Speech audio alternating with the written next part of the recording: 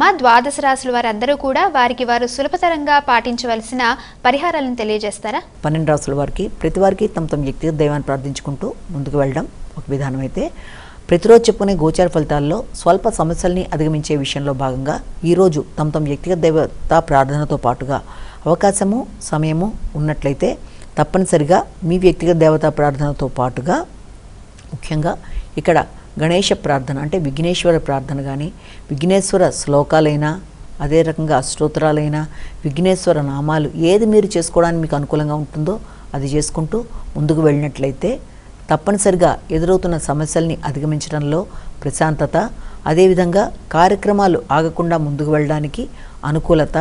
అవలీలగా సమస్యల్ని సాధించడంలో కార్యరూపం దాల్చి మీరు ఆశించిన ఫలితాలు పొందడంలో అనుకూలతలు ఏర్పడడానికి మంచి సమయంగా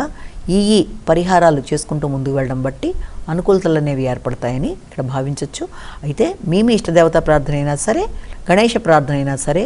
ఏది మీకు అనుకూలంగా ఉంటే అది చేయడం, అదేవిధంగా గణేషుని ఆలయాలకు వెళ్ళడం కూడా మంచి ఫలితాలుగా భావించవచ్చు. కాబట్టి మీ అనుకూలత ప్రకారం మీరు చేయడం బట్టి ఈ పరిహారాల ద్వారా